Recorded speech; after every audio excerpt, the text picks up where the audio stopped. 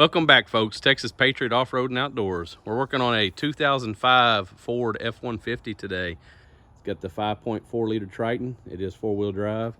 My son was driving home last night. Check engine light came on, so I told him we would go ahead and get the hand scanner out and check and see what engine code we're coming up with, and show y'all what happened in just a second. But there's my little cheap scanner. Just FYI, I did try it in my wife's Explorer. It does work.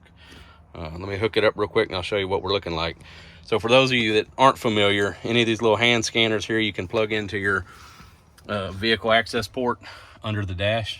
And since 1996, when they came out with OBD II, onboard diagnostics 2, all vehicles have a universal scan system for their ECMs, their computers that control their engine and transmission and various other components of the vehicle. Let me get this hooked up 1 second. All right, we've got the scanner hooked up to the port. Turn the key on for just a second. Turn it to the on position. As you can see, I'm not getting any signal from that port. So again, I did check the scanner with another vehicle and it does work currently.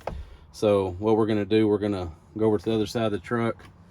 Over there on the passenger side, there's a fuse panel. We're gonna go ahead and pop the panel loose, look in the owner's manual, see which fuse may control this port underneath here, and try that. If it's not a fuse, then we'll have to start looking at the connection, see if any of the terminals underneath are loose or broken or just bent or what have you. The truck was inspected 2 days ago. It passed a emissions test, so obviously the onboard diagnostic system was working then. So maybe when they pulled their tool out, it may blown a fuse or possibly bent one of the terminals underneath or broke a terminal, but we'll look in just a minute.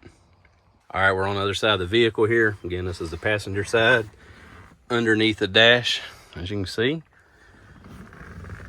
there's a fuse panel. I'm just gonna reach in here, pull that loose, and there's another panel,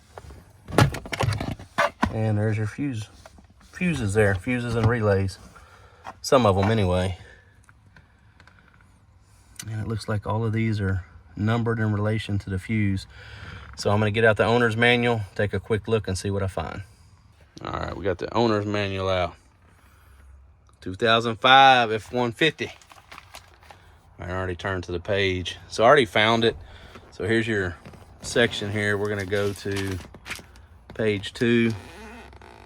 Number 41, 20 amp fuse. It's a cigar lighter and diagnostic connector power.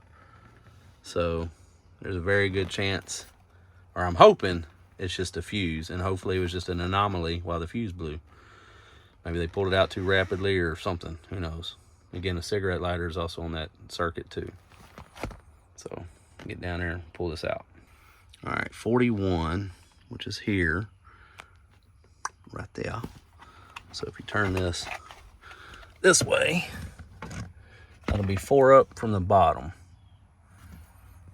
And be that yellow fuse, small little yellow fuse over there.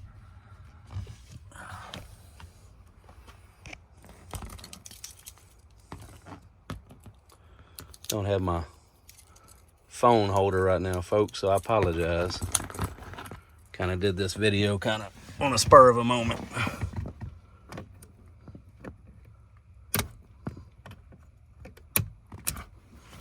Okay, let's see.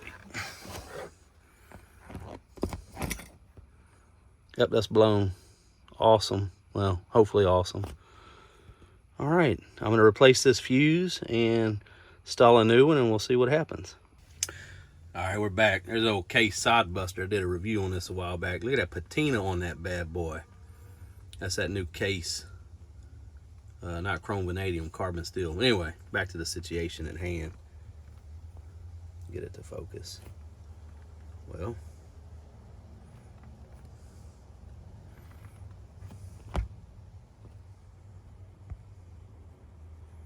you can see this one here on the bottom is blown. You can see the little black inside of it, and the loop is not connected, whereas that one's good.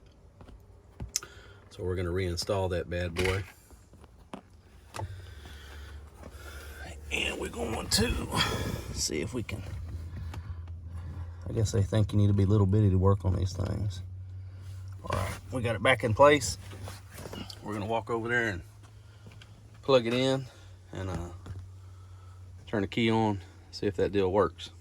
All right, as y'all can see, this thing's already working before I've even got the key in. So apparently it was a 20 amp fuse. Hopefully it, like I say, just had an anomaly which caused it to blow a surge or something. It is connected to the cigarette lighter, which maybe my son plugged in his phone or something to the lighter port here, even though he's got a USB here. So I don't know, one or the other. Hopefully it's just not a reoccurring problem.